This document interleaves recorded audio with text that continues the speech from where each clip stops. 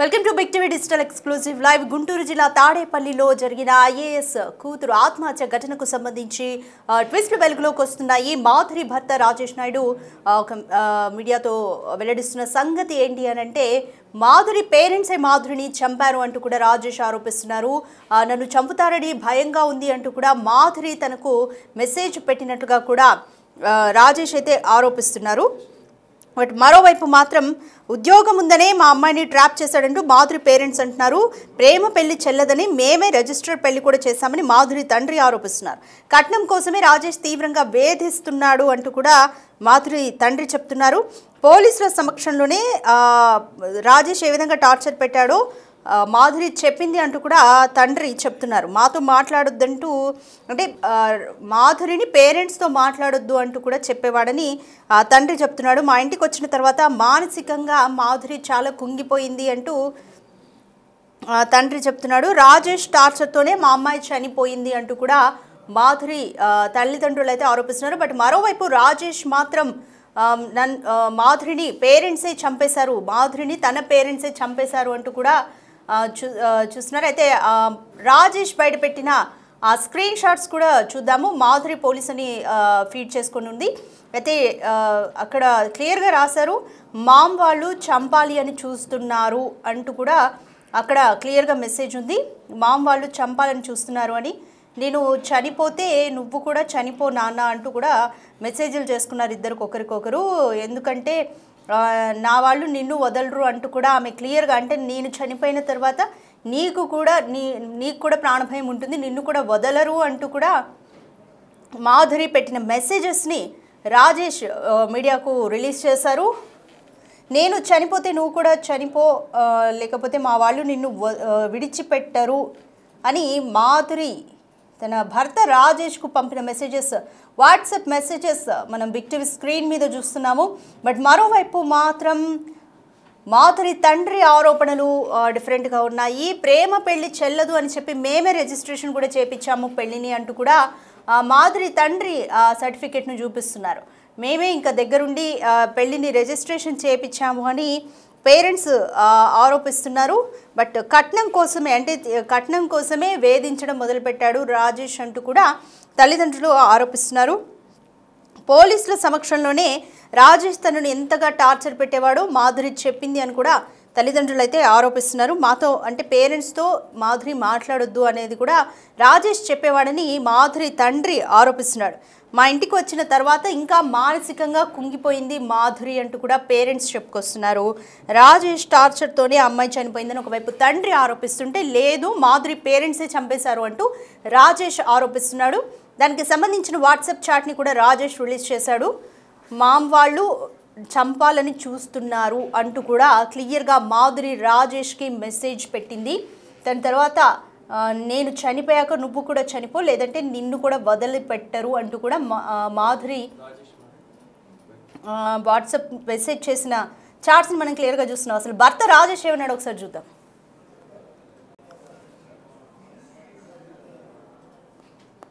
ఇప్పుడు నువ్వు కులాంతర విధానం చేసుకున్నాక అమ్మాయి పెట్టిన తర్వాత నిన్ను ఆమెను విడగొట్టారు కదా, ఆ తర్వాత ఏమైంది?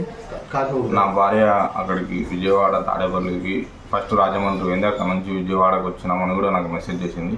అక్కడ పోయినాక ఆ పాపకి, నా భార్యకి గుండు చేపించి వాళ్ళు బాగా చిత్రహింసలు గురి చేసినారు. వాళ్ళ మమ్మీ, వాళ్ళ డాడీ, వాళ్ళ బంధువులు, పండగకి పోయి దసరా పండగ కూడా వాళ్ళ బంధువులందరూ కలిసి బాగా చాలా ఇబ్బంది పెట్టినారు మా భార్యని. లాస్ట్ 15 days బ్యాక్ నాకు మెసేజ్ చేసింది, మామ వాళ్ళు నన్ను చంపుతారు, తర్వాత నువ్వు కూడా చనిపో మామ, ఎందుకంటే వాళ్ళు నిన్ను వదిలిపెట్టారు అని మెసేజ్ చేసింది. అమ్మాయి సూసైడ్ చేసుకున్నంత ఉందా? అమ్మాయి సూసైడ్ అయితే చేసుకోదు, వాళ్ళ మమ్మీ వాళ్ళ డాడీ చంపేసి ఉంటారు మా భార్యని గ్యారంటీగా అని నేను అనుకుంటున్నాను. ఆ పాప, మా భార్య అంతగా సూసైడ్ చేసుకునేదంటే కాదు. అమ్మాయిది లవ్ మ్యారేజా? నాది అమ్మాయిది లవ్ మ్యారేజ్. గత 7-8 years నుంచి లవ్ చేసుకుంటున్నాము. వేరు క్యాస్ట్? మా క్యాస్ట్ వచ్చేసి బీసీ వాల్మీకి బోయ. ఆ బాబా ఎస్టీ సుగాలి. వాళ్ళ నాన్న అప్పుడు మేము పెళ్లి చేసుకున్నప్పుడు రాజమండ్రి జాయింట్ కలెక్టర్గా ఉన్నాడు.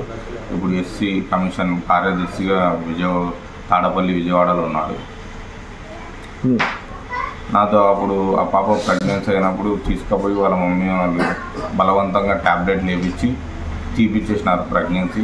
వాళ్ళ మమ్మీ వాళ్ళ పిన్ని వాళ్ళు వాళ్ళ మామ వాళ్ళు అని నాకు మెసేజ్ కూడా చేసిండే. వాళ్ళ ఆ పాప దగ్గర సెల్లు, నాకు ఆ పాపకి కనెక్షన్ లేదు సెల్లు. వాళ్ళ డాడీది నైట్ టైమ్స్ చేస్తుండే మెసేజ్ 1, 2కి 11కి అట్లా 12కి అట్లా నైట్ టైమ్స్ మెసేజ్ చేస్తుండే. లాస్ట్ మెసేజ్ ఏం చేసేది? లాస్ట్ మెసేజ్ వచ్చేసి నాకు ఇట్లా మా అమ్మ వాళ్ళు చంపేయాలని చూస్తున్నారు అని చెప్పింది. నన్ను అని పెట్టేసింది లాస్ట్ మెసేజ్. నువ్వు అట్లా చేసుకోవద్దని నేను చెప్పాను. నీకే డౌట్స్ ఏమున్నాయి? నాకు డౌట్స్ ఏమంటే ఆ పాప అయితే హ్యాంగ్ చేసుకొని చనిపోదు, ఆ పాపని వీళ్ళ డాడీ వాళ్ళ మమ్మీ వాళ్ళే చంపింటారు అని నేను అనుకుంటున్నాను. నీ డిమాండ్స్ ఏమి? ఇప్పుడు నా డిమాండ్స్, నా భార్య నాకే కావాలి, నేనే దాన సంస్కారాలు చేస్తా. నాకు చట్టమైన చర్యలు తీసుకొని వాళ్ళపైన నాకు నా భార్యను నన్ను చూపించి నేనే చూసుకుంటూ నేనే భూస్థాపన చేస్తానని అనుకుంటున్నాను. ఆ పాప చనిపోతారు, ఆ పాపకు లేదని చెప్పి అబ్బాయి వాపోతున్నాడు, అబ్బాయి భయపడుతూ ఉన్నాడు. మేము మీ పరంగా చెప్తాం. ప్రతి విషయం ఆ పాప మెసేజ్ చేసింది అబ్బాయికి, నన్ను చంపుతారు, అమ్మ చంపుతారు నన్ను, నేను చచ్చిపోతే నువ్వు చచ్చిపోరా, నువ్వు చచ్చిపోమావా, నువ్వు చచ్చిపోమావా, మనం చచ్చిపోయి పైలోకి నువ్వు బతుకుంటే వాళ్ళు నిన్ను చంపేస్తారని చెప్పేసి ఈ వినోటి క్రియలు ప్రతిరోజు సార్ ఆ పాప ప్రెగ్నెన్సీ తీసిన విషయాల కానించి ప్రతి విషయాన్ని మీకు ఖచ్చితంగా మీకు మీడియా పరంగానే మీడియా ముఖంగానే ఖచ్చితంగా మేము తెలియపరుస్తాము. న్యాయం నిలబడాలి, ఇన్ఫ్లుయెన్స్ ఇక్కడ ఉండకూడదు. ఎందుకంటే గర్భిణి సార్ ఇప్పుడు స్కాన్ తెచ్చనే ఆడ లోపల ఆడ మోగంటే ఒక్కరే గర్భిణిలో ఉండేటువంటి ఒక గర్భాన్ని తీసేస్తే ఎట్లా ఒప్పుకుంటారు సార్? ఎట్లా సార్? ఇది ముమ్మాటికి చాలా వ్యతిరేకమైన చర్య. ఇది అతని మీద చర్యలు తీసుకోవాలి, ఖచ్చితంగా అతని మీద చర్యలు తీసుకోవాలి. ఇలాంటి వ్యక్తి ఈ రాష్ట్రంలో ఇలాంటి ఉన్నతాధికారి ఉండకూడదు. ఇది చాలా తప్పు, ఇది దుర్మార్గమైన చర్య. ఈరోజు ప్రజాస్వామ్యానికి ఒక మచ్చ అతను ఉండకూడదు. ఈరోజు ఆ చట్టంలో ఏదైతే ఉందో అతనికి ఎట్లా ఇచ్చారో అతనికి ఆ పదవి ఎట్లా ఇచ్చారో అతన్ని తొలగించాలి, ఖచ్చితంగా తొలగించాలి. లేని పక్షంలో మేము ఖచ్చితంగా డిమాండ్ చేస్తాం. మా వాల్మీకుల తరఫున మా సంఘాల తరఫున ఖచ్చితంగా ఉద్యమాలు చేస్తాం. మేము ఎవిడెన్స్ మా దగ్గర ఉన్నాయి. మేము ఖచ్చితంగా ఇప్పుడు ఉమెన్స్ సంప్రదిస్తాం. మీ విధంగా మీరు మీడియా పరంగా మీరు న్యాయం చేస్తా అంటే సంతోషం, లేదంటే ఖచ్చితంగా మేము ఉమెన్స్ సంప్రదిస్తాం. గుంటూరు జిల్లా తాడేపల్లిలో ఐఏఎస్ కుమార్తె మాధురి ఆత్మహత్య చేసుకున్న ఘటనకు సంబంధించి కొత్త ట్విస్ట్ వెలుగు చూసింది. ఇప్పటి వరకు మాధురి పేరెంట్స్ ఆరోపించింది ఏంటంటే ప్రేమ వివాహం చేసుకున్నారు, కులాంతర వివాహం చేసుకున్నారు. భర్త రాజేష్ అలాగే కూతురు మాధురి వీళ్ళిద్దరూ పెళ్లి చేసుకున్న తర్వాత 2 నెలల నుంచే కట్నం కోసం వేధించడం మొదలుపెట్టాడు రాజేష్ అంటూ కూడా పేరెంట్స్ ఆరోపించారు. 2 నెలల తర్వాత కూడా 4 నెలల కిందటే అమ్మాయిని ఇంటికి తీసుకొచ్చామని తెలిపారు పేరెంట్స్. రాజేష్ మానసికంగా వేధించడం వల్లే మాధురి ఆత్మహత్య చేసుకుంది అనేది మాధురి పేరెంట్స్ ఆరోపణ. ఒకసారి మాధురి తండ్రి కూడా ఏమన్నారో చూద్దాం.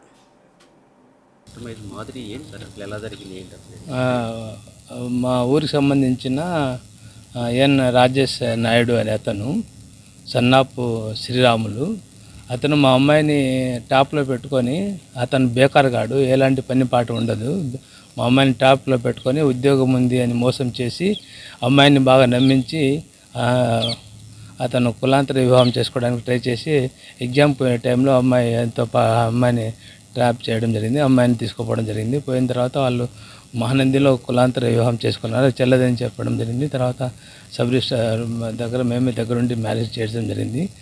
అయితే పోయినప్పటి నుంచి ఒక 1 మంత్ 2 మంత్స్ వరకు బాగున్నారు. ఆఫ్టర్ 2 మంత్స్ అయిన తర్వాత వాడు డోరీ పరంగా చాలా హరాస్మెంట్ చేయడము, డబ్బులు తీసుకురాపని చెప్పడము, వానికి తినడానికి తిండి కూడా లేదు.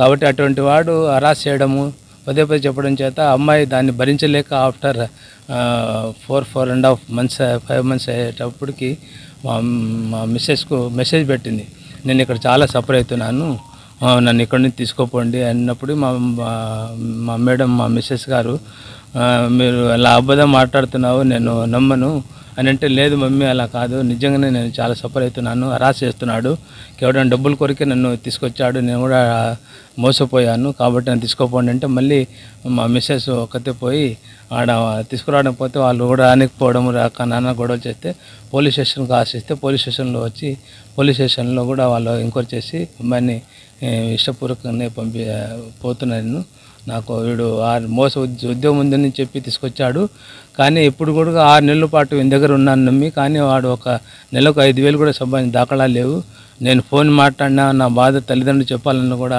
చెప్పనివాడు, వాడి దగ్గర ఉండి అన్నీ కూడా మాట్లాడిస్తాడు, అన్నీ చేస్తుంటాడు, కాబట్టి వీడు నన్ను మోసం చేశాడు, కాబట్టి నాకు ఆ మెంటల్ టార్చర్తోనే ఉన్నానని చెప్పడం జరిగింది. వచ్చిన తర్వాత ఒక 2 months అయింది.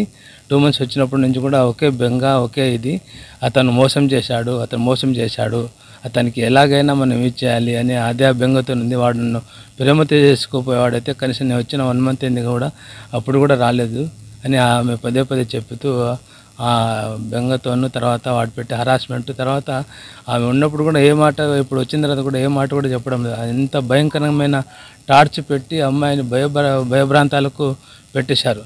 అంటే ఏమేమి చెప్పాడో తెలియదు, మీ ఫాదర్ని చంపేస్తాన్నాడో, లేదంటే మదర్ని చంపేస్తాన్నాడో, లేదంటే వాడిని చంపేస్తాన్నాడో, ఏం చెప్పాడో తెలియదు, కానీ పాప ఆ బెంగతోనే ఇదైపోయి ఆమె మానసికంగా కానీ లేకపోతే వాడు పెట్టే టార్చర్కు భరించలేక చనిపోయింది. మెయిన్గా అతను మోసగాడండి, అతను దొంగ, అతను మన SC/ST అట్రాసిటీ కేసు పెట్టాలి, తర్వాత వీలైతే రౌడీ షీటర్ కూడా పెట్టాలి. టర్తోడు సమాజంలో కూడా చాలా 5వ తారీఖు మా ఇంట్లో నుంచి పోవడం జరిగింది కడప నుంచి.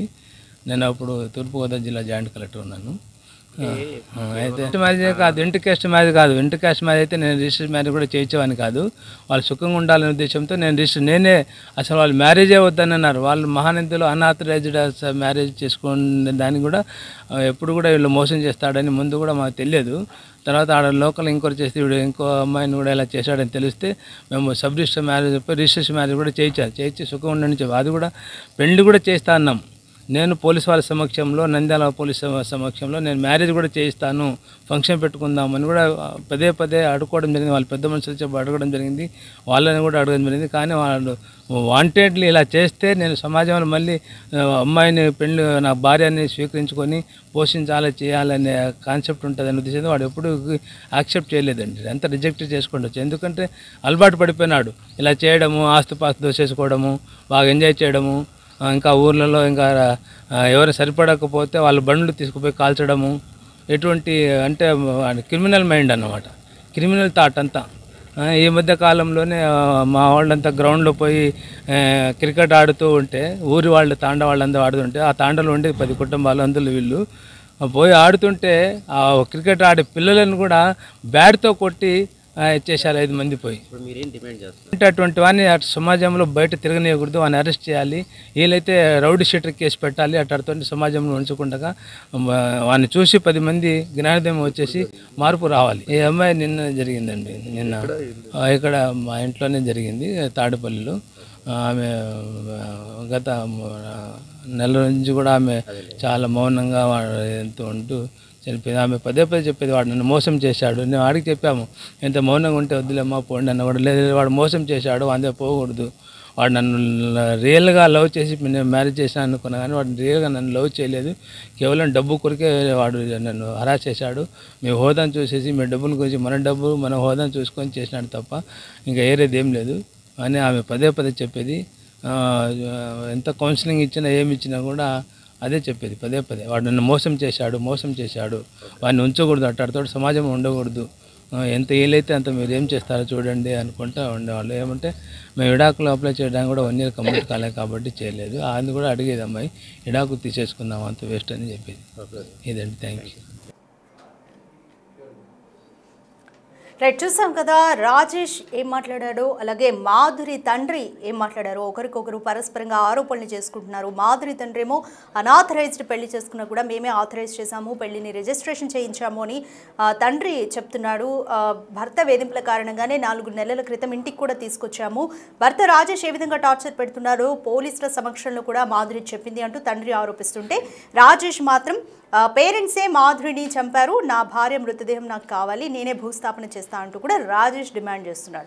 సో ఇదిలా ఉంటే మరోవైపు మాధురి తల్లి కూడా ఏం మాట్లాడుతున్నారో ఒకసారి చూద్దాం. ఐఏఎస్ అధికారి రాముడు కుమార్తె మాధురి ఆ అనుమానాస్పద స్థితిలో మృతి చెందడం కలకలం రేపుతుంది. రాజేష్ నాయుడుతో వివాహం జరిగిన తర్వాత నిన్న మృతి చెందడం ఇప్పుడు కలకలం రేపుతున్నటువంటి నేపథ్యంలో ఆమె తల్లి ఉన్నారు, తల్లిను ఆ సోదరుడు ఉన్నారు. మాట్లాడదాం అమ్మ, అసలు ఏం జరిగింది? రాజేష్ నాయుడుతో వివాహం ఎలా జరిగింది? వాళ్ళకి పరిచయం ఎలా ఏర్పడింది? అసలు వాళ్ళకి ఇన్స్టాగ్రామ్లో జరిగిందండి, మొబైల్ ద్వారా చాటింగ్ ద్వారా వాళ్ళ పరిచయం ఏర్పడిందంటండి. మాకు తెలియలేదండి. నేను ఒకసారి చూసి అడిగినప్పుడు మాత్రము ఆ అబ్బాయి మన ఊరు అబ్బాయి, జస్ట్ ఇన్స్టాగ్రామ్లో చాటింగ్ చేస్తున్నాడు అని చెప్పి. ఏ ఊరు అబ్బాయి అంటే? ఏ ఊరు? మా ఊరి అబ్బాయి అండి, బుగ్గాన్పల్లి బేతంచెర్ల మండలం, బుగ్గాన్పల్లి, నంద్యాల డిస్టిక్. మా ఊరే అబ్బాయిది కూడా. ఆ అబ్బాయి ఎవరు అని చెప్పేసి అంటే ఆ అబ్బాయి మన ఊరు అబ్బాయి, ఆ అబ్బాయి జస్ట్ చాటింగ్ అని చెప్పేసి అందండి. అవునా, అయితే ఇలాంటి అంటే అమ్మాయిలమ్మ, మనం ఎవరు పడితే వాళ్ళతో చాటింగ్ చేస్తే వాళ్ళు ట్యాప్ చేస్తారు, మనం మోసపోతాము, వాళ్ళు ఇదే అదునుగా చేసుకుంటారు, అలసుగా చేసుకుంటారు, చూసుకుంటారంటే లేదు మమ్మీ జస్ట్ చాటింగ్. ఇంకా నేను చాట్ చేసేటప్పుడు మీకు చెప్పిందండి మీ పాప? చెప్పలేదండి.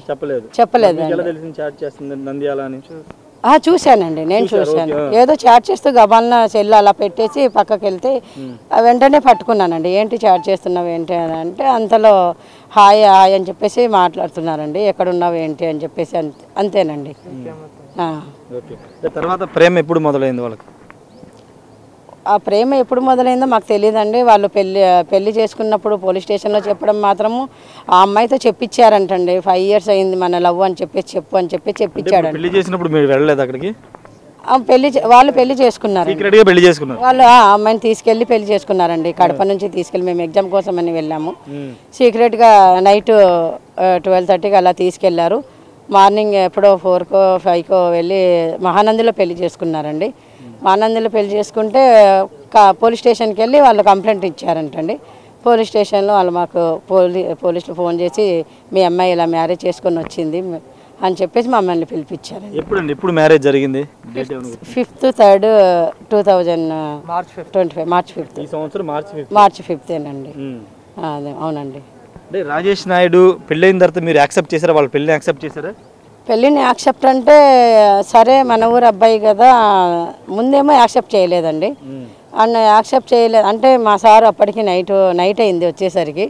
మేము చెప్పాము అసలు సరే ఇలా చేసుకున్నాను అంటున్నావు కదా, 2 రోజులు ఆగు మనం మాట్లాడుకుందాము, నువ్వు పెళ్ళి అంటున్నావు కదా 2 రోజులు మాట్లాడి ఏదో డిసైడ్ చేసుకొని చేపిద్దామని చెప్పేసి అన్నామండి. ప్రస్తుతానికి మాతో రా అని చెప్పేసి మేము అడిగామండి. కానీ అమ్మాయి రాలేదండి. నేను వాడిని లవ్ చేశాను కాబట్టి నేను రానని చెప్పేసి అందండి.